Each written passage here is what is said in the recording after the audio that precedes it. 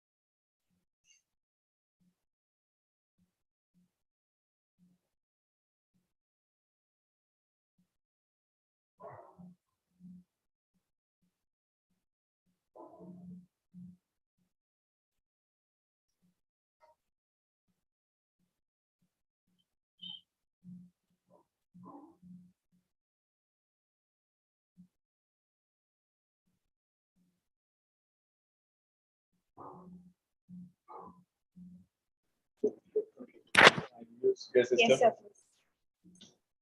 It's okay. I'm knowledgeable. So, It works. okay. Annie, how do we do this?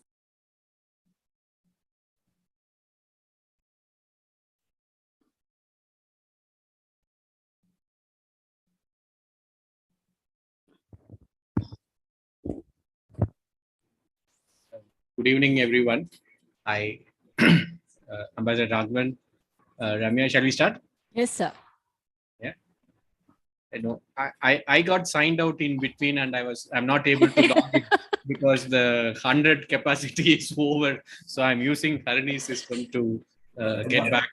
Yes, I also want to ask you, some people whom I know have got signed out and they're not able to sign in. I think your live YouTube streaming is not at the moment working. I'll just check. It is working, sir. Because automatically it should shift to YouTube streaming, isn't it? Yeah, it should. Harani is working on that, sir. Just give us a half a minute. Yeah. Okay. She's working on it. Okay. That's good. That's good. It's working. She says it's working now. So anyone who logs in will automatically be diverted into the. That's right. Yes, that's right, sir. Okay. Thank you. So shall we start, sir? Sure, please. Okay. Good evening, everyone. On behalf of two institutions, the Christo Jayanti College and the National Institute of Advanced Studies, the Department of History in Christo Jayanti College and the Science, Technology, International Relations Program at the Institute NIAS. We have started this Europe lecture series recently. The last discussion we had it in their campus. Christo Jayanti College has a wonderful campus and a huge auditorium. The last discussion we had it there, it's unfortunate that we could not get Ambassador Raghavan to the campus this time. I'm hoping next time we will be able to. Let us welcome Ambassador Raghavan on behalf of these two institutions, and also some of our partner members from our partner institutions. I see Professor Raju there with us. Let's welcome them also. Now today's discussion is, when 2 weeks before, when myself and Ambassador Raghavan were discussing, we could not find a slot that suits his calendar and also the Tuesday calendar of this. So we discussed whether this subject will get outdated after 2 weeks. And I remember Ambassador Raghavan telling, "Don't worry, this thing will be there." I think today it's much more in than 2 weeks before. So it's a live issue. It's a current issue that we are discussing. There are 3 or 4 issues, from my side, I would like to put it to Ambassador Raghavan. One, the issue in Ukraine. This we teach global politics in both the institutions, that we have been following up what's happening in Ukraine. One, the issue in Ukraine, what we saw in the last couple of days. This is something we didn't discuss much what is happening in Luhansk and the Donetsk region, and how that triggered the issue of Ukraine. That is the issue of Ukraine between Ukraine and Russia, Russia and Europe, and Russia and the US. So two big issues: the issue in Ukraine and the issue of Ukraine. These are two big issues. And then we have this, whether there is an issue of Russia, whether there is a resurgent Russia that the West is not able to accommodate or doesn't want to accommodate. Is there an issue of Russia that we face? Or the last one, from an IR perspective, international relations perspective, is this an issue of global order? The emerging global order, where on the one side we see Russia and China, on the other side we see US and Europe, a new president, a new system. Is this what we see is a reflection of what is happening elsewhere? We have Ambassador Raghavan. I'm sure, he would have his own input, but we would like to place these things in front of him for his expert input. And I'll formally request Ramya, with whom we do this Europe lecture series, to formally introduce Ambassador Raghavan to the crowd and then request him for his lecture. Ramya, over to you. Thank you, sir. It is my pleasure to be part of this collaborative venture that we are doing with NIAS. So, respected Ambassador P.S. Raghavan, Shri Parthasarathi, Professor Subramania Raju, honorable faculty members, Professor Subhash Chandran, and all the research scholars and my students who have come from Kristu Jayanti College, Autonomous Bengaluru. Good afternoon to every one of you. Hearty welcome to our Europe lecture series on war clouds over Ukraine and its implications. When we read a quote like peace can't be kept by force, it can be achieved only by understanding. It's very true today because we don't know what is the balance between the force and keeping peace. Majority of conflicts in world history, as a history teacher, we talk about conflicting national interest. And in this scenario, the role of the diplomat whose work is keeping good relations between the governments of different countries is very, very essential.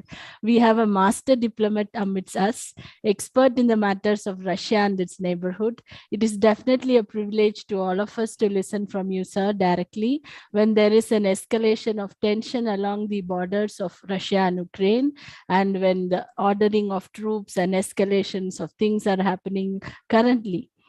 Shri Ambassador P.S. Raghavan had served as chairman of National Security Advisory Board between 2016 and 2020. This board advises National Security Council on strategic and security issues. From 1979 to 2016, Sir has held various diplomatic positions in USSR, then UK, Poland, South Africa, and Vietnam. Sir was also Ambassador of India to Czech Republic, Ireland, and Russia. From 2000 to 2004, he was Joint Secretary in the Prime Minister's Office dealing with foreign affairs, nuclear energy, space, and national security. And as Secretary in the Ministry of External Affairs in 2013 and 14, Sir was in charge of India's external economic relations and administration, security, and e-governance departments. Sir has founded and headed several projects on behalf of Government of India, along with developing countries. So it doesn't get closer to any one of us to know the facts about what is currently happening. So on behalf of the two institutions and another partner, I heartily welcome you to this Europe lecture series, sir. Respectfully also welcome Professor Subhash Chandran, partner of this Europe lecture series, the person behind everything, research scholars of NIAS, Ms. Harini, who is a co-organizer, then fellow partner, India Office of Konrad Adenauer, Shifang, my colleagues from Kristu Jayanti College, and all my beloved students who are the future of India to this session. Over to you, Raghavan, sir. We are eagerly awaiting to listen to you. Thank you very much indeed. It's a great pleasure to be with you on this occasion.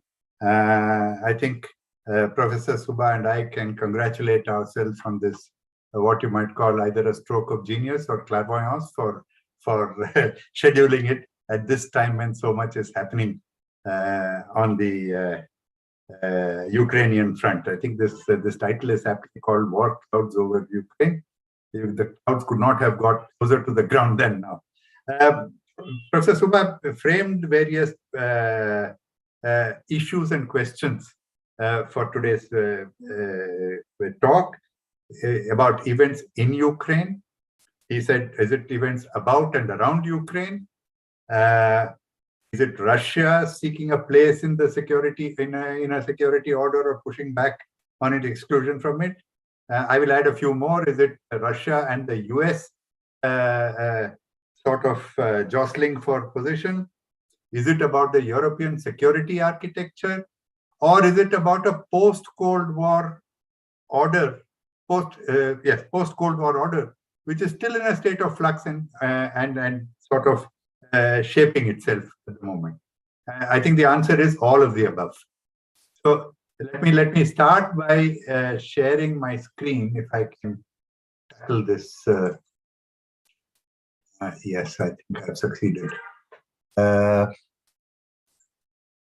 Okay, there you go. You can see it. Okay, so this is what we're talking about, the country of Russia. You can see Ukraine on the left, you can see Belarus and Ukraine on the left, which are actually actors in this. And that orange blob that you see is the peninsula of Crimea, whose accession in 2014 actually launched this fresh round of acute acrimony between Russia and the West, something which is similar to and maybe exceeding their acrimony during the Cold War years. And what we are talking about is the Russian troops. I mean, this is what we see from Western channels. You are talking about hundreds of thousands of Russian troops, or rather nearly 200,000 Russian troops, all around in Russia, in Belarus, in Crimea and the Black Sea, and also in Moldova, where there is a small Russian so-called peacekeeping force, which is present there.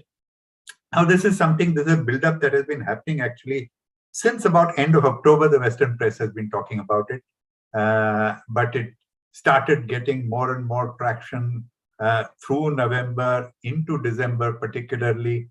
And now, over the last couple of months, we've been hearing every day, particularly the United States talking about Russia increasing its capacity for invasion. It said earlier 70% ready, 80% ready, 90% ready. Then they said invasion is imminent. Then they started giving dates for the invasion. They also talked about various false flag activities that Russia is planning, and in fact went to the extent of even sketching out war scenarios, artillery, bombing, etc., etc., etc. So all of this was accompanied by also this appeal to this one man sitting in the Kremlin called Vladimir Putin, saying that only he knows what is happening, only he knows whether Russia is going to invade. Will he invade? Won't he invade? What will he do? How will he invade? What does he hope to achieve? And this is the kind of scenario that has been built up. And then, the other bizarre thing is that you look at what Russia, of course, kept on blandly and persistently saying that we don't plan to invade Ukraine.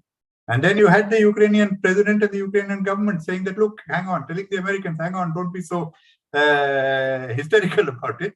In fact, saying that panic only helps the enemy. We do not see an imminent invasion. And of course, the Ukrainian president had other things to ask of the West, saying, why don't you impose sanctions today? Why are you waiting for Russia to invade, etc. So this is a bizarre scenario that was created. Now, among these various scenarios that were sketched, the one that happened yesterday was actually mentioned by anybody, which is that suddenly President Putin, after giving a very long lecture tracing the history of Ukraine and tracing the history of Russia-West standoff over various issues, including Ukraine, decided that he would recognize the breakaway republics of the Donbas region, Luhansk and Donetsk, as independent republics. Now, the question is, how does the West react to this? So this is another question that has now been raised. Is it an invasion? Is it an invasion for which harsh sanctions and harsh actions had been promised by the West? Or is it a minor incursion, as in one of his various press conferences, President Biden said, I don't mean a minor incursion. If there is a major incursion, we will react. So what is this? A minor, major? What does it lead to? This is another question that we have to now answer. Then the question of sanctions. everybody said the harshest possible sanctions will be levied on Russia, imposed on Russia if it invades. Now, what are these sanctions? What are these sanctions which will hurt Russia but not hurt Europe and the US? Is NATO united on these sanctions? There was a lot of talk about Germany being affected by sanctions and therefore not on the same page, France not being on the same page, the Baltic countries being far more aggressive, and Poland, of course, and Ukraine far more aggressive about sanctions. So where do we stand on that? Also, at the same time, what President Biden has been repeatedly saying, the Americans have been saying that, look, NATO troops are not going to fight the Russians. NATO will help Ukraine and NATO will defend NATO countries. But NATO troops will not enter Ukraine, NATO troops will not fight the Russians. That's another element that we need to keep in mind. And then yet another element, Ukraine telling the West, listen, whatever you do, don't make a deal behind our backs. This is another theme that has been going on for quite a while over the last few months, even before this face-off took place. Ukraine has this suspicion that the Americans and the Russians may make a deal which will shortchange Ukraine. Whether that will happen and how that has actually played into the present set of circumstances is also worth examining. So these are all the various issues that have been thrown up between end of October to the present day, the time that President Putin has decided that he will recognize Donetsk and Luhansk, and he quietly also said that we will send peacekeepers into these two countries. Well, they're now independent republics, if they call for it. And he has formally signed a treaty of friendship, cooperation, and mutual assistance with each of these two republics. Now, that is a worrying development from the West point of view, because that could well lead to something which they may eventually have to recognize as an invasion of Russian troops. Now, let's take a step back and see where we reach this in terms of the diplomatic moves between the US and Russia.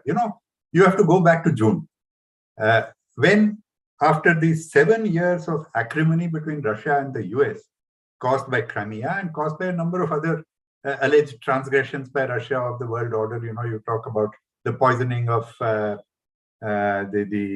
ex-Soviet spy in UK. You had this Navalny, the opposition leader in Russia itself, who was allegedly poisoned by the Russian Secret Service, and a whole lot of other transgressions for which sanctions had been issued by the West, imposed by the West on Russia.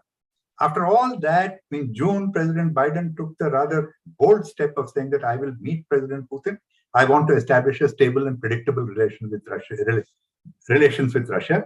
The subtext being that, look, I want to free America from needless contentious engagements in Europe, in Asia, around the world, in order to be able to focus on my domestic issues and my principal strategic adversary, which is China. So he spelled this all out in a press conference after meeting with President Putin in Geneva. They had launched dialogue on strategic stability. Strategic stability is basically arms control and a number of mutual security guarantees that they're talking about now. And that's a conversation that is ongoing and started in Geneva even then, after that June meeting. Then they also set up discussions on cyber security. And that was a time when there was all this hue and cry in America about cyber crimes, about cyber espionage, about ransomware. There's these hackers from Russia hitting commercial institutions in America and seeking ransom for it. That was a dialogue that they started at that time. And by the way, that seems to have gone very well. Since then, you have not heard of a single case of ransomware attack from Russia on America. So that was something that was going. Then you had a series of other dialogue where you had this Undersecretary of State Victoria Nuland, who went to Russia, discussed Ukraine, discussed the Minsk Agreements, and from all accounts had a very good result, these discussions, and the Russians were happy. The Americans felt that they were making progress. Then you had also, of course, various other meetings. The Chief of Army Staff, the Chairman Chiefs of Staff's Committee of the US met his counterpart in Russia. They talked about various things, deconfliction in various theaters, including apparently how to deal with the aftermath of the Afghan withdrawal. They also, CIA Chief William Burns was in Russia. He's a former ambassador to Russia as well, and he's a former Deputy Secretary of State. And he had extensive discussions. And then you had another Assistant Secretary, Don Fried, going in December to Russia. That is when Russia handed over this famous agreement and the treaties, the Russia-US agreement on how mutual security can be guaranteed, how NATO should be dealt with, and so on, and a Russia-NATO agreement. Now, all of this was going on well, and through this period, the troops buildup was reported. So suddenly from there, from dialogue to this public hysteria, it's a little difficult to explain how this happened and why. How this happened, it's a little difficult to explain why this happened. So this is what I think has led to many conspiracy theories as to who's doing it. Is somebody pumping it up? Is there something that is being done in order to reach some conclusion that people cannot see? Well, conspiracy theories always happen when things are inexplicable. But not all conspiracy theories, by the way, are false. That also we should keep in mind. Anyway, coming back to what are the specific issues involved. What are the issues that President Putin highlighted in his various speeches in November and December in particular? First one is Russia feels extremely aggrieved about NATO's advance. And this map shows you where NATO was in 1990 with the Soviet Union, and after the collapse of the Soviet Union, where NATO is today. The only 3 countries in Europe which are not part of NATO are the ones in light blue: Georgia, Ukraine, and a tiny one near Romania called Moldova. And all the others came into Russian borders. Now, Russia says that, the Americans and the Germans as well promised that NATO would not advance a single inch. In fact, President Putin quoted that in his speech last night. But, geopolitics is geopolitics, power politics is power politics. Russia was weak, Russia was defeated, and nobody saw any reason to pander to Russia's desires at a time when Russia was helpless to protect itself. So NATO expanded. I'll come later to why NATO expanded. It is not really, the main reason was not what is often projected these days as the reason for NATO's expansion, but I'll come to that when I look at the larger picture. But essentially Russia's demand is that, you should roll back NATO. Rolling back NATO is not possible. Their other demand is that, the military infrastructure that is positioned in the new NATO countries, the post-1997, all the new NATO countries should be pushed back. Now that there is a discussion under the mutual security guarantees where it goes. It also wants to ensure that Ukraine does not become part of NATO. Georgia does not become part of NATO. Though Georgia has been talked about a lot, Ukraine has been talked about a lot, Georgia has not been mentioned recently, but that's also part of Russia's. Now, this is actually Ukraine, and one has to understand where Russia is coming from in its sensitivity about Ukraine. See, Ukraine is situated on the European plains which border Russia. And these European plains are flat lands that provide wonderful ground for invading armies. And Russia's historical consciousness is that, every invading army that came into Russia from the west came through the Ukrainian plains.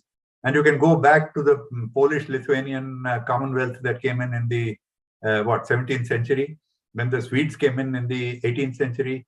The Swedes came in later, then Napoleon came in later, Hitler came in later. It's a different point that none of them actually reached Moscow because of supply line reasons. But the fact is that Russia is conscious of this as an invasion route. So the porous border, the fact that it is vulnerable to attacks from Ukraine, that is one of the considerations which makes it important. The other consideration is the ethno-cultural links, and that you can see here. You can see these orange and light orange, if you like, shades on the eastern Ukraine. Actually, east of the Dnieper River, the Russian-speaking population is in vast quantities. Now, of course, you have Donetsk and Luhansk, which have beyond 90%, Crimea is beyond 90%, but even the rest, 70%. And even if you go in the southwest of the Dnieper River, you have Odessa, which has a pretty large Russian-speaking population. So that is the ethno-cultural links is a major issue. The third and final issue, which is really a deciding issue, is the fact that Crimea, Sevastopol hosts Russia's Black Sea Fleet. And that is the only port that Russia has, which is all-weather. It has a number of ports all around it. It's a large country, but none of them is all-weather. And this is the port that is all-weather. This is the port that enables Russia to reach the Mediterranean Sea, although through two obstacle courses, two straits which they have to cross, all the same, to reach the Mediterranean. Now, if you have to be a major power, you have to be a major maritime power.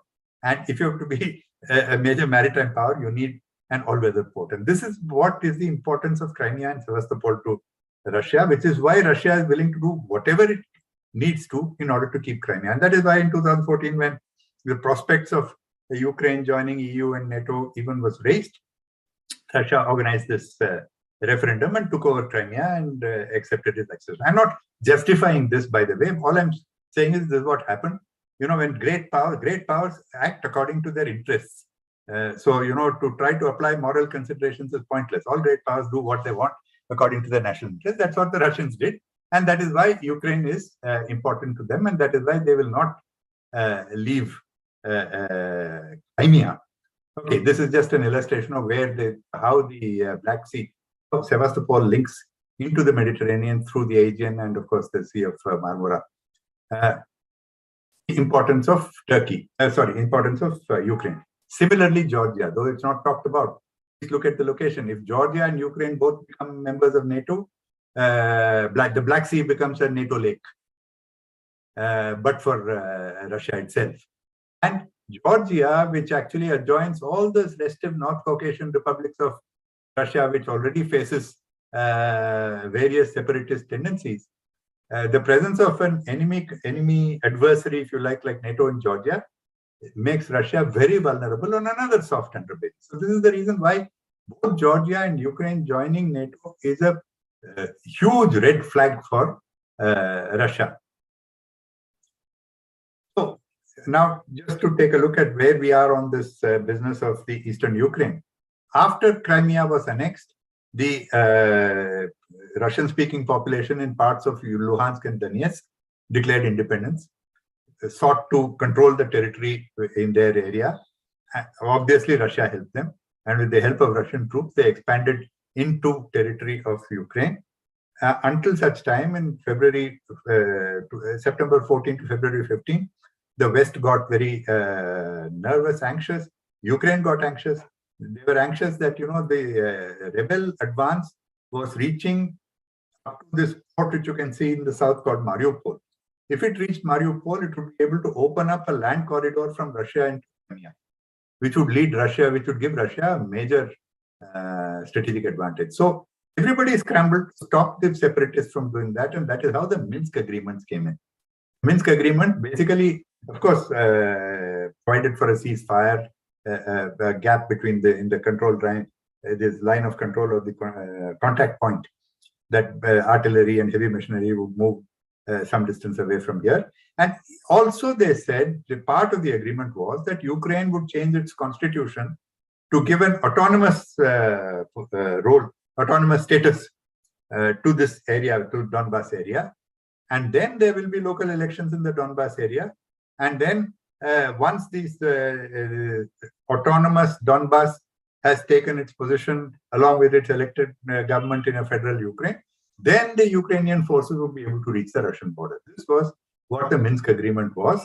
It was approved by the UN Security Council. And France and Germany, as the two brokers of this agreement, along with Russia and Ukraine, were charged with the task of implementing it. This has not happened. This has not happened because Ukraine has always felt that this actually undermines its sovereignty. It does not wish to have a situation where any part of Ukraine has less than total, where the central government has less than total control about any part of Ukraine. So this is what is at contention. And today, by the way, I'll come to that. This is the major sticking point today, which has caused the decision that was taken yesterday. The other grievance of Russia is the way the European missile defense shield developed over the years. The kind of the lethality and the range of weaponry which is now arrayed in NATO countries across Russia has led Russia also to keep on upgrading its arms capability. And Russia sees this as a constant threat, particularly weapons which have been deployed in Romania and Poland. is why Russia's demand that, post 1997 deployment should be rolled back. This is the other. What other? What did I? Yeah, Minsk Accord. I think I talked about the Minsk Accord. So the Russian demand, therefore, about this is that they should discuss mutual security guarantees that will push back some of this weaponry, introduce confidence-building measures, and somehow establish something similar to what we did with China, between 1993 and 1996, when you said that we'll establish borders of peace and tranquility. That's a kind of arrangement that the Russians want with this, and that is where matters stood until December. Now we come to what are the various possibilities that were discussed over a period of time. Invasion. There's so much has been talked about. Why will Putin invade? The question is, why should Putin invade Ukraine? What does he have to gain? People talk about him reaching Kiev, but you see, what does he do having reached Kiev? At the time when the rebels were advancing, it made sense for Russia to try to get a land corridor across Ukraine through Mariupol into Crimea. That's no longer possible because Ukrainian troops are much better equipped and the West is not going to allow them to do it. Other than that, Ukraine, I just described how ethno-culturally Ukraine is close to Russia. An invasion of Ukraine is not going to be popular within his own country. And however authoritarian you say Putin is, he is also very alive to his popularity within his country. Secondly, he doesn't want to restart a Cold War with the US. Biden had actually extended his hand trying to create a modus vivendi. It doesn't make sense for Putin to spurn that hand and say that I'll not, I want to go to war with Ukraine instead. He doesn't want to unite NATO, which otherwise may be a little bit less united on sanctions against Europe. And the other point is that, this standoff with Europe is actually making Russia more dependent on China. It's not something that Russia itself wants. If you want to be a great power, you need to have a certain modicum of space with your vis-a-vis your partner, not let your partner dominate you. So all of these are actually things that militate against Putin going in for a out-and-out invasion. The other thing, of course, is Putin is also worried about his legacy. He has ruled Russia for 21 years today. I don't think he's going to rule for another 21 years. So whether he's going to be there for the next 5 years or 10 years or whatever it is, he wants to secure a legacy by which he has got Russia accepted in Europe on equal terms. And this is the deal that actually was being discussed with the Americans. It would be, I would say it would be stupid to squander this hand that has been dealt to him. Now, of course, the other side of it, one should also look at all that has been said about sanctions. Everybody has said harsh sanctions will be imposed. Now, look, from 2014 onwards, sanctions have been imposed by the US and Europe against Russia. Some of it has hurt Russia, but it has not brought the Russian economy down to its knees. When they tried to make the sanctions harsher, they actually hurt European economies as well. I mean, there was an attempt in 2018 to sanction this friend of Putin called Deripaska, who owned the largest aluminum company in Russia. When they sanctioned him, they found that aluminum interests around the world, from US to Europe to Asia to Australia, were affected because their companies, these companies are listed in all these stock exchanges. Russia is the largest or second largest exporter of aluminum in the world. So, similarly, anything that you do today will impact on Russia very badly, but it will also impact on Europe and America badly at a time when their economies are in difficulty already. Inflation is running high. So if you have oil at $110, that's what I saw on CNN the other day, they said that the US inflation will go up to 10%. Europe is struggling under gas prices. So Russia is the world's largest exporter of oil and gas. Russia is the world's largest exporter of wheat. Russia is a great exporter of aluminum, copper, nickel, platinum, you name it. So sanctions are not going to be painless for those issuing sanctions as well. And the other thing is that even those sanctions which were issued from 2014 onwards did not have the desired impact, because if you look at French, German, Italian trade with Russia during this period of sanctions, they've been on the upswing. So have their investments been on the upstream? So people find ways around sanctions. So the use of sanctions as an enforcement measure is limited. The other thing is they say that we will strengthen NATO. Yes, you can strengthen NATO. That means basically putting more arms in all the NATO countries on Russia's periphery. But as long as you say NATO will not enter Ukraine, as long as you say NATO will not fight Russia, that has very limited deterrent capability with Russia. So all these myths we should actually recognize. People talk a lot, there's a lot of harsh rhetoric. But amidst this harsh rhetoric, we should also recognize that gets obscured by the rhetoric. The fact that US, Europe, NATO, France and Germany, they've all been signaling that they will be taking care of Russia's, they will heed Russia's grievances, and they will meet Russia halfway in its grievances to see whether they can find a solution. This has been a constant refrain, actually, along with the harsh rhetoric as well. And I think that is an indication that as much as it is irrational for Putin to go to war, it is very unwelcome for the West also to face a situation where they have to impose sanctions, and they will see another Cold War reviving. And now you look at what happened yesterday, and you look at the reaction, at least so far. I mean, the European Union is meeting still, so I can't say what they'll do. But if you look at what happened, firstly, of course, they were caught off guard. Then they all issued statements saying that, it is against international law, it is against the territorial integrity of Ukraine, and it is against the Minsk Accords. Now, actually, difficult to see how it is against the Minsk Accords. Actually, even international law does not get attracted until you actually invade there. Then Russia said that we will send peacekeepers in at the request of that. Now, this is obviously a salami slicing tactic, but B, also brinkmanship. Putin is trying to see how far he can push the West to get what he wants. He can wrest out of them what he wants. But the reaction so far has been actually something that Ukraine is not happy with. And Putin may be a little more happy with. Because what have they said? They've said, well, if a military invasion would cross our red lines.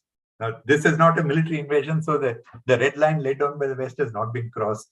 Peacekeepers, they say, well, that area has already been occupied by a lot of Russian troops. So a few peacekeepers going in, what difference does it make? And then what has Biden done? He has issued sanctions. He has imposed sanctions. He has imposed sanctions against countries trading with Luhansk and Donetsk. I mean, the total number of Americans trading with Donetsk and Luhansk were 0. So whom are you actually hurting? So the reaction so far actually betrays certain amount of confusion, I think, because this was unexpected, but also a reluctance to go the whole hog when the transgression is comparatively small. So at which point of time will the transgression get large enough to respond to has not yet been defined. At the same time, they're still talking about it. They're still talking about a Lavrov-Biden meeting on Thursday. They have not actually ruled it out. So this actually shows that in spite of all that has happened, there is still the desire to see whether you can salvage some kind of an agreement with this. And if you look at what Biden started doing, this is also what Biden wants. That essentially the deal which I mentioned actually is that, look, he wants to normalize relations with Russia so that America could deal with its domestic crises, which are COVID and infrastructure and its own democratic issues that it has, and with China as the principal external adversary, and want to keep Russia on side, or at least not let Russia join up too strongly with China for this. And you know, the American withdrawal from Afghanistan, however chaotic it may be and whatever other reasons may have been, it also was for this same purpose, that you want to get out of all these conflicts to be able to focus on that one adversary. So Biden also would want to get somehow an excuse, of course, a face-saving excuse. The point is that both are sitting on tigers. Both Putin and Biden are sitting on tigers, which they have to now get off with without it killing them. And what is Putin saying? Basically, Putin's this brinkmanship, I think the message basically is that, yes, okay, I see that you want a modus vivendi with us, We want a modus vivendi with the West as well, but in such a way that our security is not threatened. I mean, all this that you've been doing, Russia sees the US as snapping at its heels along its entire periphery. Basically, the confrontation, either directly or through proxies, it extends all the way from the Baltic Sea to the Black Sea to the Caucasus to the Caspian, right across even to Afghanistan, as long as the US are in Afghanistan. So essentially, Putin sees the US as trying to cut it down to size and cut Russia down to size and contain Russia. So he says, you stop doing that, and then we have a modus vivendi, and then you go deal with your China. Roughly, basically, that is basically the compact that Biden is offering, and what Putin's response to that is, and that is what I think today's confrontation means. Now, where are we on the demands of Russia? Russia wants Ukraine and Georgia not to join NATO. The West has already said, I mean, both from Biden downward, Biden and Scholz, when he was standing next to the Ukrainian president, said this, and various other people have said that the question of Ukraine joining NATO is not on the agenda.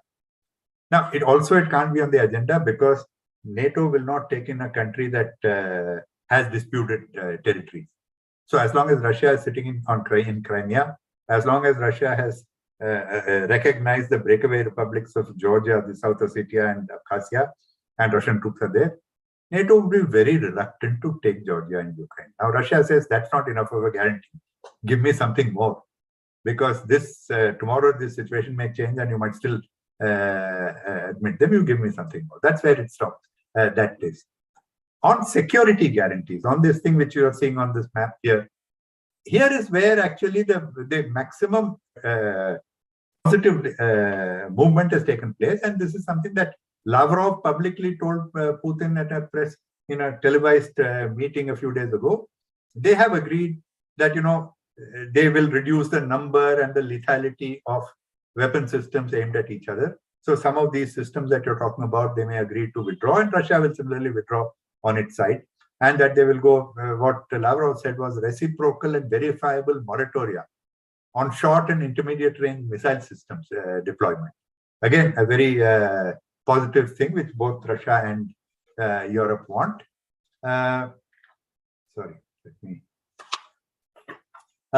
Moving military exercises away from the line of contact between Russia and NATO. So these are all confidence building measures that are positive, that are in the interests of the US, of NATO, of Russia. So this is something that I would call a low-hanging fruit.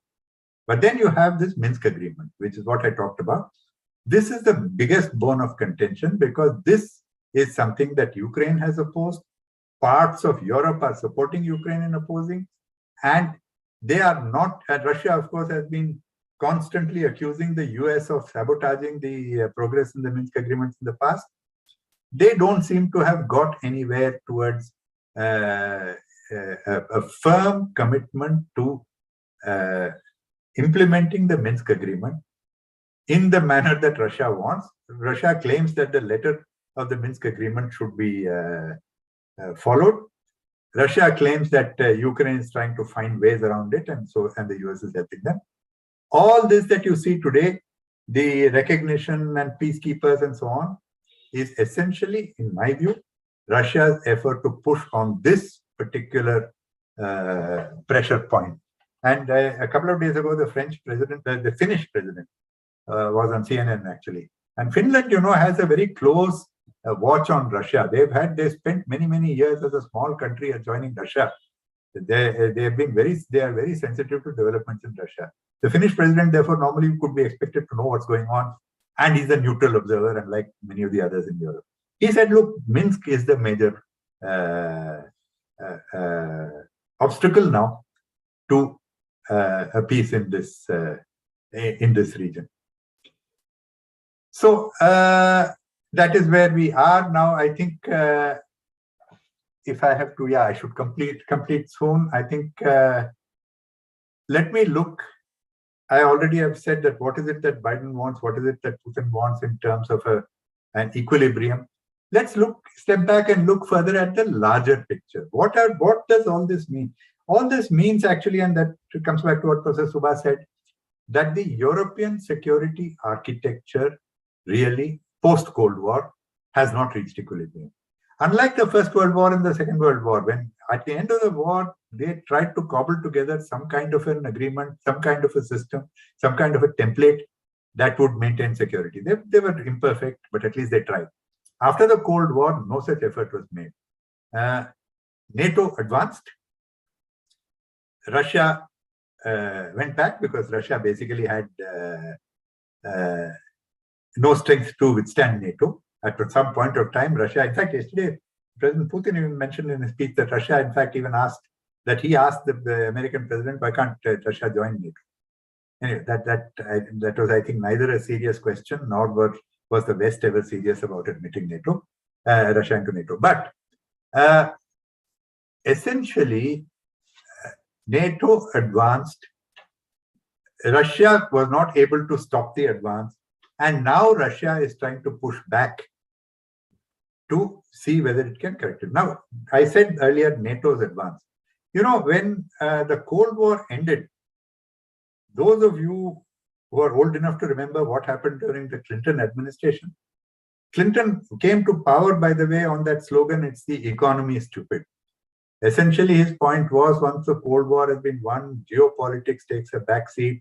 We are a unipolar, it's a unipolar world. And then the Clinton supporters and people in American politics started saying, why do we need NATO at all? Warsaw Pact has collapsed, Russia has collapsed. Why do we need to spend money for European defense? Let the Europeans take care of their own defense. Let the Europeans do what they want. Now, this was a time when European Union also took matter into its own hand and said that we can also be more autonomous. And if you recall, in the year 2000, the Lisbon Agenda was actually announced. And this was, in anticipation of the expansion of Europe, in anticipation of the widening of their economic base and the demographic base, Europe launched a very ambitious plan to become, at what they said by 2010, to become the premier global power based on the knowledge economy. And side by side with that, they also launched what was called the Central Security and Defense Policy, which was a policy which envisaged an autonomous European military strength, a rapid reaction force. And strangely, UK and France started this with a 1998 agreement. It's called the St. Malo's Agreement, where they actually talked about Europe's autonomy of strategic action, including military action, out of area operations of a European rapid reaction force, etc., etc., etc. So if you take these two together, what the US saw, and particularly the right-wing politicians in the US saw, was a Europe that was rapidly slipping away from American influence. And they came down on Europe like a ton of bricks. In fact, Madeleine Albright was the one who persuaded Clinton that, look, the only way to keep Europe under American influence was to include all these new countries in NATO. So one of the major inspirations behind expansion of NATO was actually the American effort to keep Europe in the American fold. The Republicans and the other right-wing politicians in the US also saw this as a good way of keeping pressure on Russia, of making sure that Russia would never again rise to challenge the US as a global power. But actually, in much of mainstream American thinking at that time, they thought Russia was very far away from reaching that situation. So this is an important point, which, by the way, you are in NIAS, you're starting European studies. This is an area of research which you can meaningfully do as to what happened with the Lisbon Agenda, what happened with the CSDP. Okay, so this is what happened at that time. The other point about NATO itself, you see, look at NATO as it is today. NATO during the Cold War years was 14 European countries and these two non-European countries, America and Canada. What happened after that? 14 countries joined, 14 European countries joined. So today you're talking about NATO with a much wider geographical description, with a much greater variation of political structures, of historical consciousness, of cultural values. So it's a very diverse Europe. And very soon, the European membership of NATO will be same as the European Union, almost identical. When you leave out Turkey and EU and UK and some of these neutrals and so on. But so, yet another fact. How was NATO held together? You know, the glue that held NATO together during the Cold War had two elements. One was ideological coherence. You were the free world fighting against the communist world. You were fighting against the advance of communism that you felt threatened your values. Number two, you had this perception of a military threat. The Soviet Union and the Warsaw Pact were an existential military threat to you. So the existential military threat and the ideological coherence was what held NATO together during the Cold War. After the Cold War, as NATO became more diverse, the ideological coherence, of course, disappeared because whatever you say about Russia, it is no longer communist. So there was no ideological expansion from there. And the existential military threat, you know, different parts of Europe felt Russia as a threat in different degrees. There was no real unanimity about the nature of Russian threat to Europe. So these are all the factors that you can see have been working on NATO. So this, what you're seeing today is a manifestation of various things that have happened in the past as well. This also means that, you know, over a period of time, NATO countries began to feel that most NATO decisions basically have been led by the US to meet US strategic interests. And if you look at even the recent decisions, which, of course, the 2003 Iraq war is a major illustration of that. NATO was greatly divided. The European countries were greatly divided. European countries are divided on US policies in Syria. Europe was not happy with the JCPOA, Trump's withdrawal from JCPOA. They were not happy with the George Bush's withdrawal from the anti-ballistic missile treaty, or of course, Trump's withdrawal from the INF, the Intermediate Range Nuclear Missile Treaty. Because eventually those intermediate range missiles were in Russia targeting Europe. And therefore, they were increasing Europe's security threat. And then, you know, when you look at the American, the insistence that you should spend 2% of your defense expenditure on for NATO, you know, many Europeans would argue that we need to have defense expenditure in NATO because of the policies America has followed in Europe and Syria. Otherwise, we wouldn't have had to face that much threat. This is also one of the, and then you have, you know, even things like energy security. Much has been said today about, you know, Nord Stream 2 and how you should stop Nord Stream 2 because it makes Germany geopolitically dependent on the US, on Russia. You know, energy security is again a multi-pronged, is a multi-spectrum problem.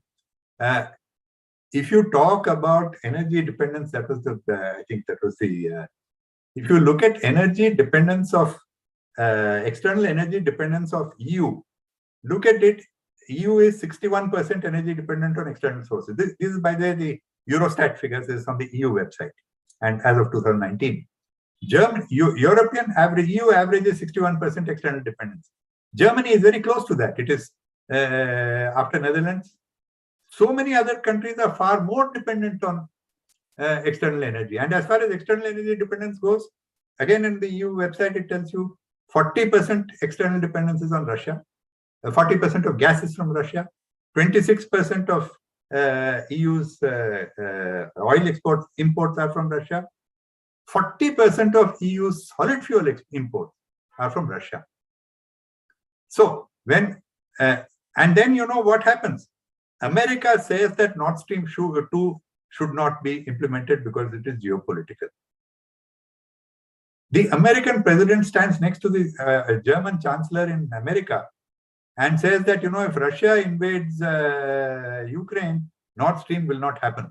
And a journalist asks him, you know, it's a German project. How do you say so? He says, no, we say so. It will happen.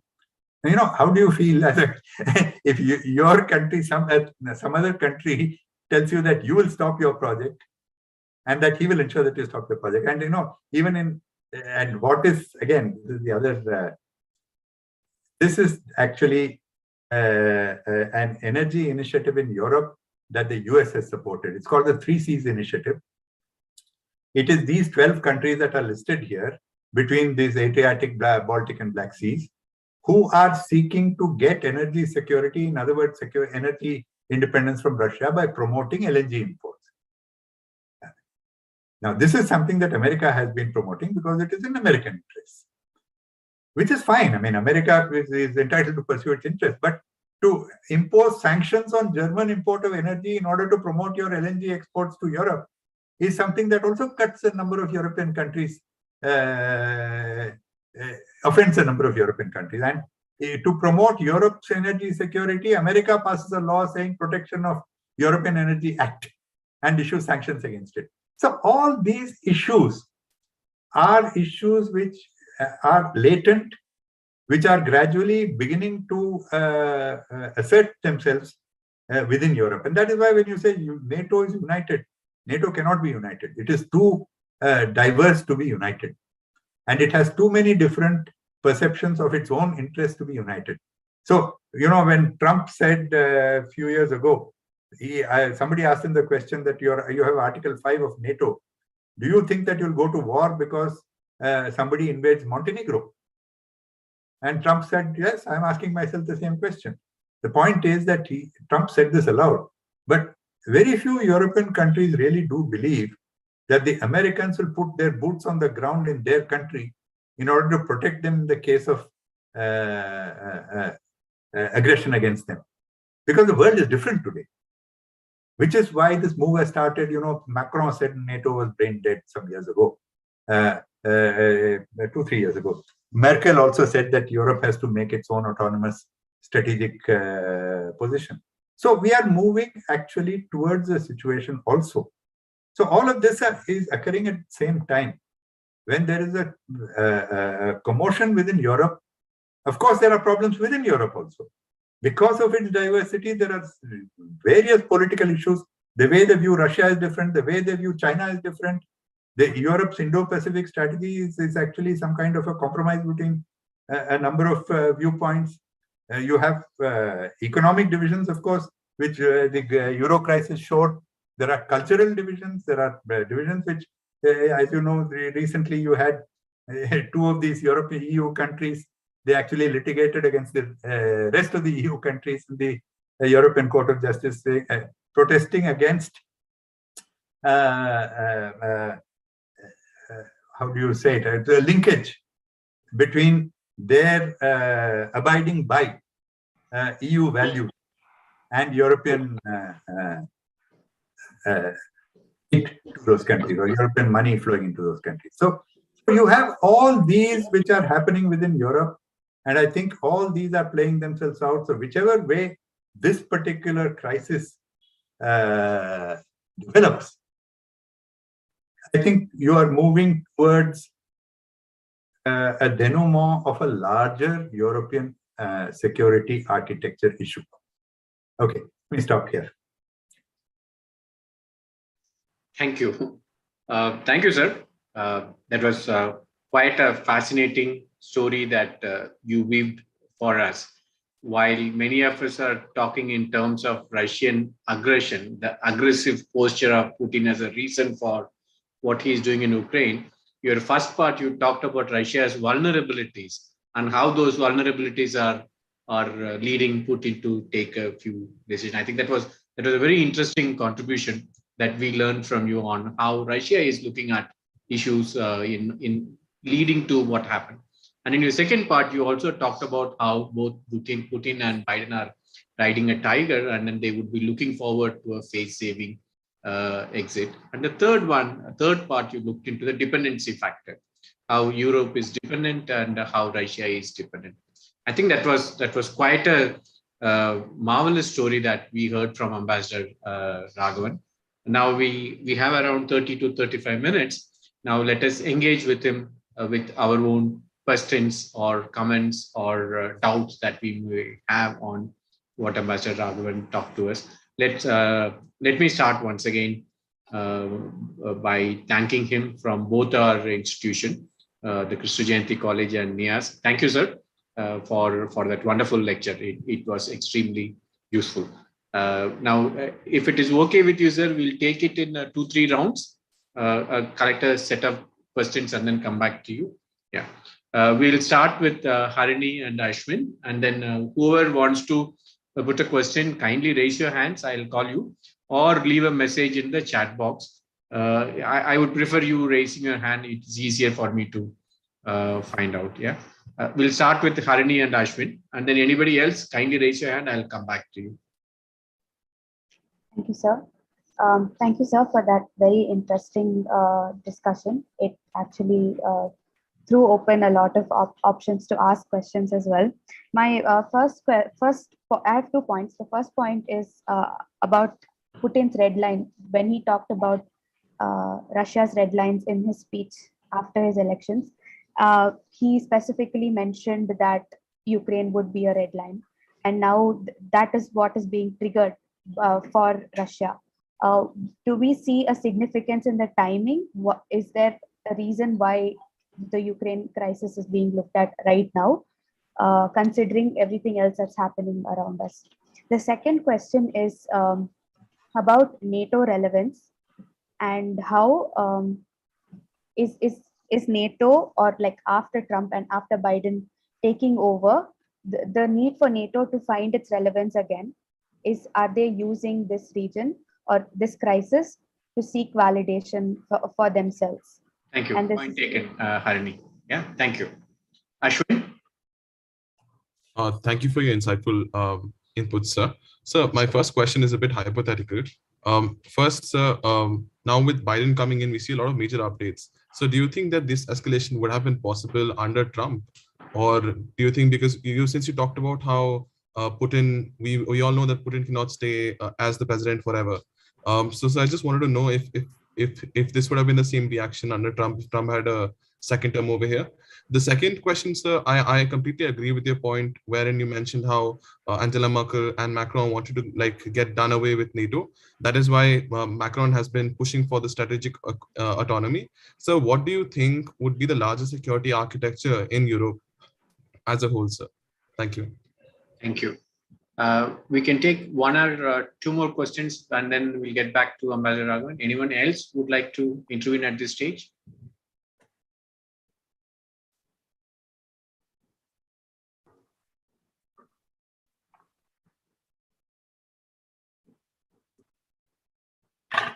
Sir, we'll come back to you, sir. Maybe our people will take some time to warm up. So these 2 questions in the first round, and then we'll go back to the next round. Okay, sure.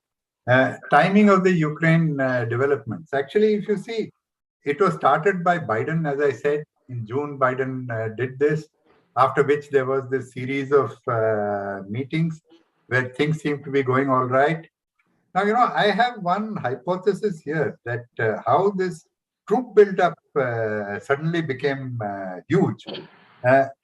There was this Russian troop movements within Russian territory.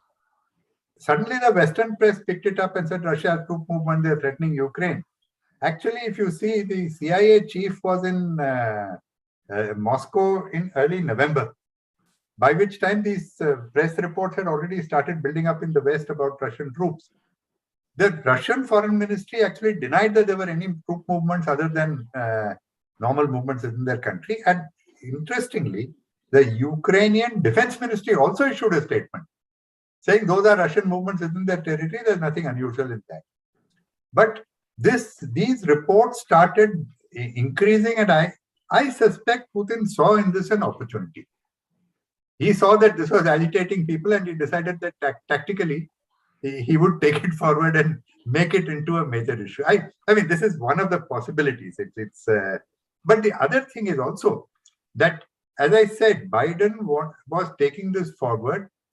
These 3 issues were there. That is that NATO joining of Ukraine and Georgia, Minsk Agreements, and mutual security guarantees.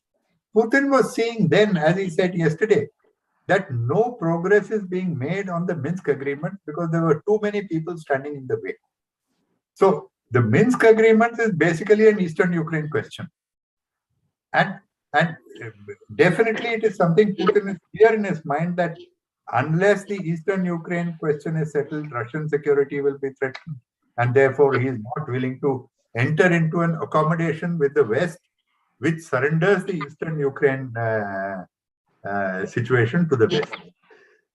So essentially, that is this thing that, you want this, telling Biden you want this compact. If you want this compact of a good modus vivendi with me, these are my demands to make that happen. And if I don't do it now, I can't do it forever. So that's I think the reason why it happened now.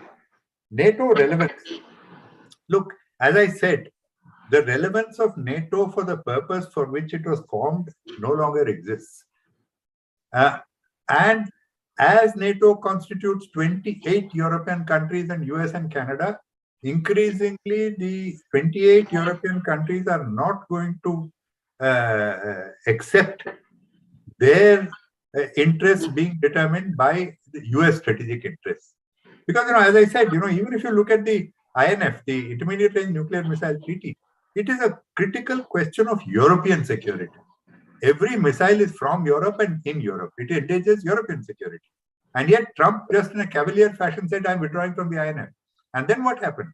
European Commission actually issued a statement at that time saying that you should not take such a precipitate decision. And some French and some German and some other politicians also said that. America came down like a ton of bricks, and the next NATO declaration welcomed the US withdrawal from the INF, put all the blame on Russia, and therefore stopped all the negotiations. Now you see, essentially, while they did so for NATO unity, or each one of these developments where you are made to subjugate your interests to the interests of your ally, makes you ask, why am I doing it and what am I getting out of it? So NATO has to find, so validation you said, NATO has to find another role for itself. One of the things that Biden did when he had a NATO meeting in June, July, meeting with NATO, he tried to get NATO to engage on the Indo-Pacific. Now, that's a bit of a stretch, because it is a North Atlantic Treaty Organization. And NATO did issue a statement saying that we will talk to the like-minded countries in the Indo-Pacific, and we have allies in the Indo-Pacific like Australia and Korea and so on. But, to transform NATO from a North Atlantic Treaty Organization into a Pacific Treaty Organization, or into an organization that looks at the Indo-Pacific, is a stretch of logic. So, as I said, NATO, eventually European security architecture will have to be determined not within NATO, but within Europe, by the 28 European countries. It will happen in some point of time. Now, could Trump have done this? You see, why did all this start? It started because Biden had a coherent plan. Nobody accused Trump of having a coherent plan of this nature. In fact, you should read this book by John Bolton, actually. It's a remarkable book. It talks about how decisions in the Trump White House were taken virtually on the go, depending on Trump's reactions to various, driven by his ego. So Trump did not have a plan. However, having said that, we should also recognize, all the major Trump policies are being followed by Biden, with a difference in tone, with a difference in the sort of rudeness. But the Trump's China policy is what Biden is following as well. And this larger security architecture in Europe, I think I've answered that as well. I think it's not only a security architecture. I think Europe, by the way, is now discussing a strategic compass that is part of what is under development, and it will soon put out its strategic compass to determine the way it looks at the world. Now, that's going to be a very difficult task, because all 28 countries, or 27 now, do not actually agree on many things. So you have to find the highest common factor. And it's not going to be easy, because the transcending of Europe from what is effectively an economic union into a political and strategic force, which it requires to become a strong pole in the world order, it's something that will take time. Okay, thank you, sir. Now we will take the second round. I see there is a input from, there is one input in the chat box. May I request Sai to read it, please? Would you like to pose that question to the ambassador? Yes, sir. Yes, sir. Please go ahead. Good evening, sir. It was an amazing session, sir. Sir, I want to ask, like, how does the US react? Like, UK recognizes the Russian in UK recognized Boris Johnson had recognized the US Russian invasion of Ukraine after Russia deployed troops to two breakaway regions in eastern Ukraine. So will and UK imposed hard economic sanctions on Russia. So will US side with UK, or will Biden talk it out with Putin? He had already said that if Russia would not invade, they'll talk. Biden and Putin will talk about the stability of Europe.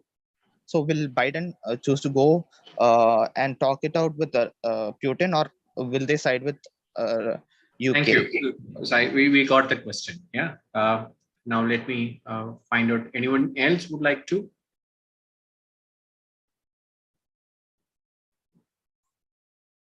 Okay.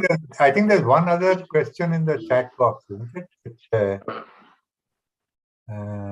no, sir. There's only one. No. That's all about the link capacity and so on. Yeah. Okay. Then let me, sir. I'll take my. Let me give me a minute to pose a question from my side.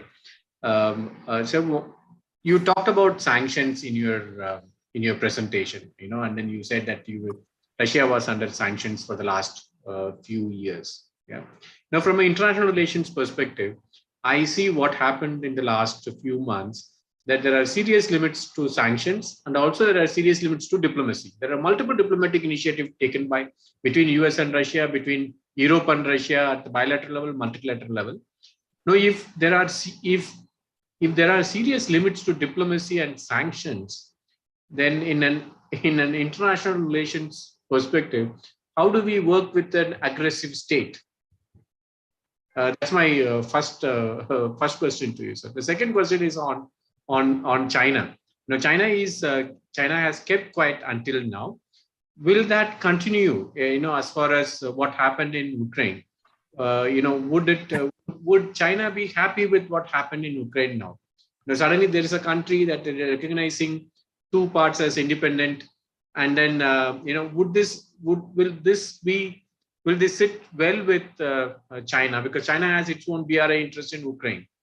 Where would you see China now on this question? These are two questions from my side, sir. Over to you now. Your first question about, you said about sanctions having their limitation and diplomacy having its limitation. Now, about sanctions having its limitation, actually, as an IR person, you should say that sanctions are illegal.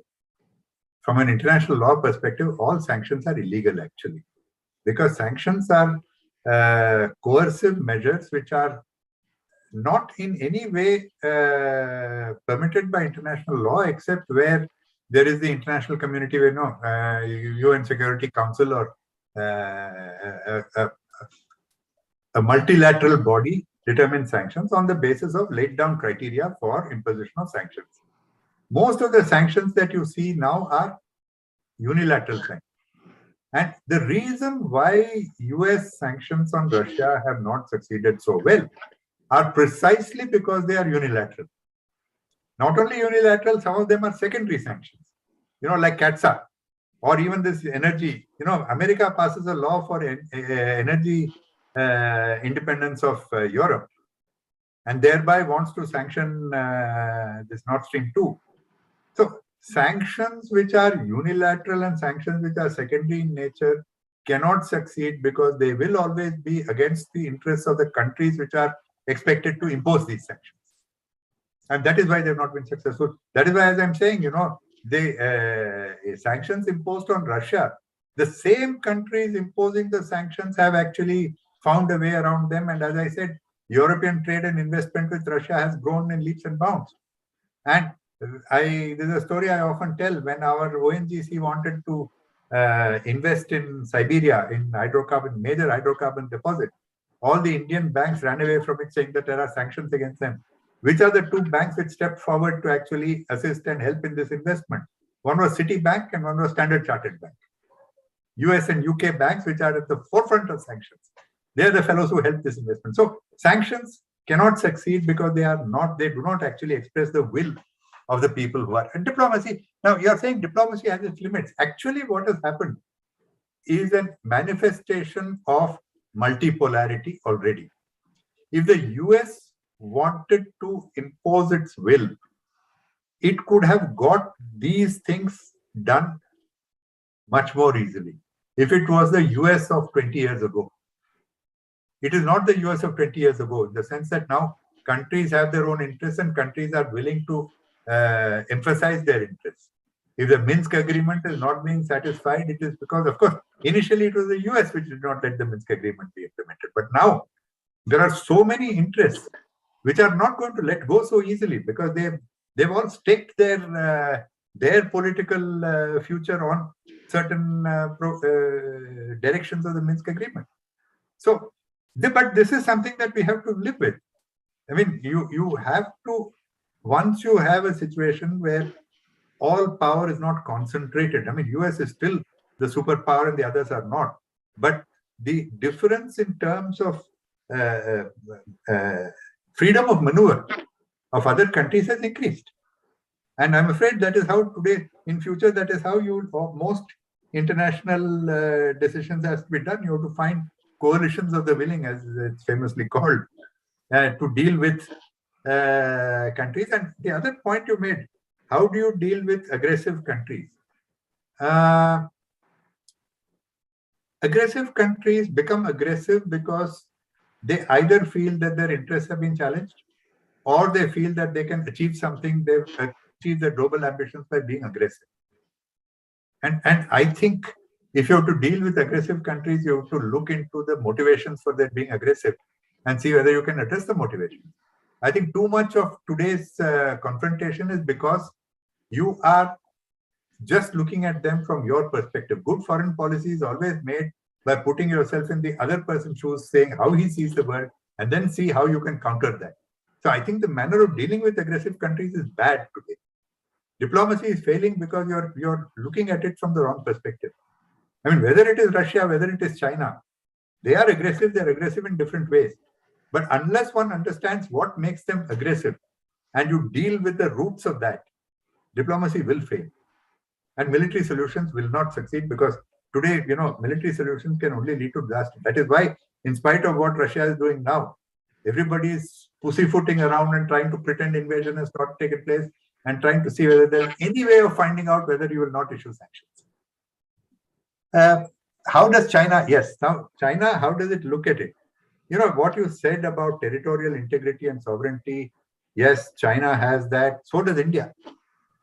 I mean, India is also very firm on territorial integrity and sovereignty. But remember when Russia annexed, firstly, today no annexation has taken place. In the case of Crimea, annexation took place. Crimea was torn away from Ukraine and attached to Russia. Even there, we found a way of, pussyfooting around it and saying that, legitimate interests of all countries, blah, blah, blah. And our national security advisor quietly let it be known that Russia also has legitimate interests. Which interests I mentioned about, now whether it's legitimate or not, it's for people to decide. Anyway, but from a larger perspective, the more the acrimony between Russia and the West, the happier China will be. Because for China, a Russia which is boxed in by the West makes it dependent on China, which is exactly where China would like Russia to be. Secondly, a US which will be engaged in Europe and conflict in Europe is less free to deal with China in the Indo-Pacific, leaves China more free to expand its wings in the Indo-Pacific and elsewhere and to bestride the global stage as a superpower. I think from Chinese perspective, that is exactly what it would like. It doesn't have to support Russian actions in Ukraine. After all, till today, China has not recognized Russian annexation of Crimea. In fact, after Russian annexation of Crimea, China strengthened its strategic partnership with Ukraine. It even tried to buy up some of Ukraine's defense companies. And Ukraine has some extraordinarily niche top technology, military technology. Even today, we also buy from Ukraine. And the Americans actually stopped China from buying the military industry in Ukraine. So China will be happy with what's going on. And the more tension between the US and the West, Russia and the West, the happier China will be. Thank you. Thank you, sir. We will take one more round of questions. So this will be the last round. I'll start with Ankit. Ankit, go ahead. Thank you, sir. Sir, I have a question about way ahead. So just wondering, the sources of hard power and soft power for USA or Russia, how these sources are going to be impacted once this standoff is over. Sorry, can you repeat your question, please?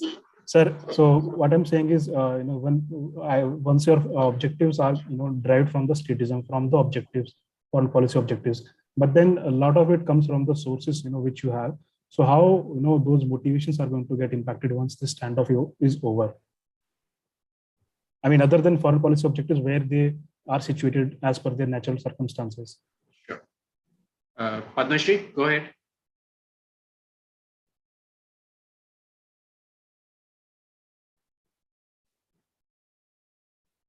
Padma Shri, you have to unmute and speak.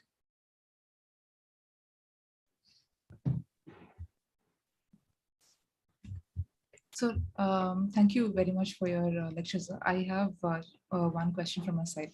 So we have been seeing the recent cyber attacks that's been launched by Russia on Ukraine.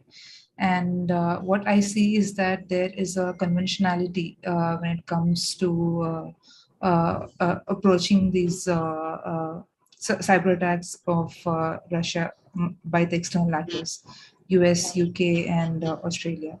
Why do you think they still prioritize on the military than they didn't have a proper plan in place to counter or to have a guard against the cyber attacks that's been launched against Ukraine? That's it. Thank you. Thank you, Padma Shri. Ashwin, you have another question, is it? That will be the last one. Yeah. Yes, sir. So my next question stems out of your hypothesis about how Putin had just found a window of opportunity in November with all the new updates that had come up. So, sir, do you think that Ukraine is just a beginning to more expansionary policies in terms of exerting influence across Europe, and that to show that Russia has now got the strength to as the Chinese saying goes, hide your strength and bide your time. So do you think now, so it's a beginning to a lot more expansionary policies under Putin in the new Russia? Thank you. Thank you. That was an interesting one. I'm sure the ambassador would respond. Thank you, Ashwin. Sir, that's all from our side. Now over to you. Thank you. The third question was asked by the same person who asked the first question, I think, about foreign policy objectives and national circumstances. And the two of them are linked, actually. You can achieve your foreign policy objectives provided your national circumstances permit them. Foreign policy objectives cannot stand in a vacuum unless your comprehensive national strength support them. And this is where the problem with Russia actually is, and this is where Russia is trying to reach its accommodation with the West, because it sees that its comprehensive national strength cannot be improved and cannot be increased to enable it to become a global power and a world great power again, unless it re-engages with Europe, it reconnects with the technology and investment sources from Europe, it creates a sufficient distance from dependence on China. All of these are essential for Russia in order to achieve its foreign policy objectives.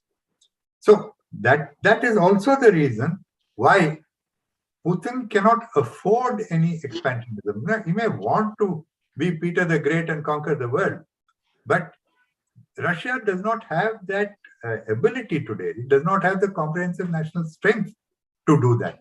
So it is pointless to even to think whether does Putin actually have Peter the Great's ambition. We don't know, and we don't need to care, because he doesn't have the capacity to do so. He doesn't have the capability to do so.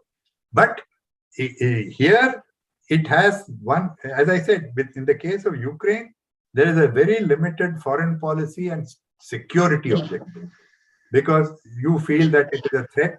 Ukraine in NATO is a threat to Russia's security. You also feel that NATO in Crimea is a threat to Russia's future strategic ambitions.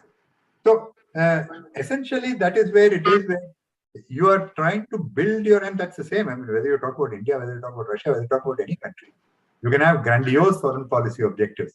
But unless you are able to build up your comprehensive national strength to support those objectives, they cannot stand alone and be achieved. So that's the same situation with Russia as well. Today, I think if the West accommodates Russia to whatever extent they can, to the extent that Putin is willing to accept it and feel secure, you have made progress there. And I think then you have to wait till Russia becomes a much greater power before it can flex its muscle. China is in a very different league altogether. It's in a much more advanced league economically, militarily, politically, in every possible way. And so Russia is no match for China. Cyber attacks. Now, there are a variety of cyber attacks. And by the way, there is a lot being said about cyber attacks against Ukraine at this time. Apparently, these cyber attacks were not very major in nature. They were basically routine denial of service attacks, and within minutes in some cases and within hours in other cases, the websites were back in operation. There was a much stronger and a much more aggressive Russian cyber campaign on Ukraine in 2014, when they actually destroyed Ukraine's capacities in various areas. Today, Ukraine is already supported by the West. There's a very strong UK support in cyber defense in Ukraine. So it's not so easy, except by very professional and very advanced cyber attack, to penetrate into Ukraine's cyber facilities in such a way as to damage its infrastructure. That has not happened actually in this particular instance, in this current phase. Thank you, sir. Harini? So there is one question on the YouTube live. Can I ask that? Yeah, please. You can do that. So this is by someone called Anita Sunil. They're asking, why is America not permitting Ukraine entry into NATO? And why do European Union also have a similar take on Ukraine entry? Thank you. Actually, I didn't mention this. Ukraine's membership of NATO was actually a US project to start with. It was the US which at the Bucharest NATO summit in 2008 pushed the European NATO countries to propose the name of Ukraine and Georgia for NATO membership, knowing perfectly well that Russia is very sensitive about Ukraine being part of NATO, as well as Georgia being part of NATO. The idea at that time was to keep up the pressure on Russia. And the Central European countries actually supported this because they saw Ukraine as actually part of their constituency within Europe. They saw Ukraine also strengthening their own position within Europe. It was also an intra-European struggle at that stage. So in Europe, therefore, you have countries which are today continuing to support Ukraine's membership of NATO. I saw on CNN the other day this the former Polish Foreign Minister Radek Sikorski. In fact, he was the person who argued in the 2008 Bucharest summit for Ukraine to be a member of NATO. Poland still wants it. Germany and France don't. But there are divisions within Europe about whether we should push for Ukraine in NATO. And today you know that is a very divisive issue. If you want to take Russia head on, and if you feel that you want to be engaged with Russia in continuing political struggle, then you will push for NATO. But I want to tell you another thing also. You see, NATO also has certain criteria for letting people join it. It wants countries with good governance, countries which have controlled which have impose the rule of law which have eradicated corruption.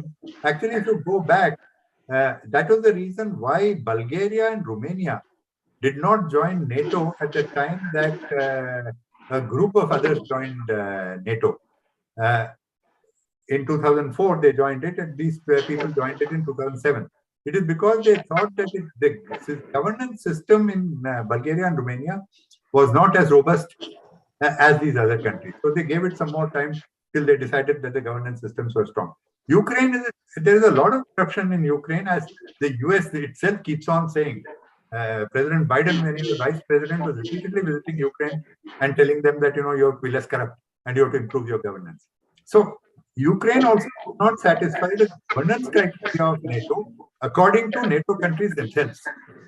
So that is also another thing that has to be overcome. Thank you, sir. It's 5:30. I think we have to bring this session to an end. Thank you very much for being with us. Let me formally invite Dr. Ravi Shankar from the Department of History, Christy Jayanti College, to propose a vote of thanks to the lecture, sir. Dr. Ravi Shankar, may I invite you? Thank you, sir. Thank you. A very warm good evening to Ambassador Sri P.S. Raghavan, former Chairman, National Security Advisory Board, former Army Chief, General Deepak Kapoor, Professor Subhash Chandran, Professor Ramya, and Ms. Harini, the organizers of the event, fellow partner, India Office of the Conard Adventure Spitang, Sri Pardasarathi, Professor Subramanya Raju from partnering institutions, my colleagues and students from Christy Jayanti College, and all other distinguished scholars and expertise in the field who are present in the session. In fact, I deem it as a great honor and privilege to propose vote of thanks to the plethora of geopolitical scientists who have gathered here to hear more authentic information on the current Ukrainian issue from our distinguished resource person, Sri P.S. Raghavan. Why it is authentic? Just now our Professor Subhash Chandra has made it. He explained it why we can call it as very authentic. So first of all, I take this opportunity to extend a heartfelt gratitude to Sri P.S. Raghavan on behalf of the organizing institutions, NIAS and Christy Jayanti College, for his readiness in accepting the invitation and also sharing his year-long experiential knowledge with us. I also extend my earnest gratitude to Professor Subhash Chandran and Ramya for their persistent commitment to create a platform of scholars to discuss on the burning issues centering around geopolitics and power politics. I also extend my profound thanks to all the distinguished participants of the event, for their active involvement throughout the session. Hoping to see more such events, I take leave with cheerful greetings. Thank you all. Thank you, Dr. Ravi Shankar. From our side, I'll invite Mr. Ashwin to make a final remark, and then we'll conclude after that. Ashwin. Thank you, sir. Honorable Ambassador P.S. Raghavan, respected professors of Christy Jayanti College, National Institute of Advanced Studies, and our most valued audience. It is my privilege to have been asked to propose a vote of thanks on this occasion. Today's session was a part of the Europe Lecture Series, which is an initiative of the Europe Studies program here at NIAS, and in collaboration with Konrad Adenauer Stiftung India Office and the Department of History, Christy Jayanti College. I also, on behalf of the National Institute of Advanced Studies, the Europe Studies team, and the entire organizing committee, would like to extend a very hearty vote of thanks to our distinguished speaker for gracing us with experience and sharing his findings and perspectives on the whole war on clouds over Ukraine, implications for global geopolitics. I received many new viewpoints personally, and I know that the audience would have got many perspectives to take away. Finally, I would like to acknowledge our gratitude to Ambassador P.S. Raghavan for coming here and for his service to our country. We are all inspired by your great words and works. Thank you, sir. Thank you, sir. So we are planning to make a small report of your lecture. We will run it by you, and then we would like to have it as a part of our writings in the website as an event report. But we will run it by you first, sir. We will Ashwin will get in touch with us, and then we'll do that. I hope that's okay with you. Thank you very much. That is fine. Let me, on my part, also thank you for giving me the opportunity to speak on this subject. As always, speaking to your group is very enjoyable because of the feedback and the receptivity that I get. Thank you very much. Thank you, sir. Thank you on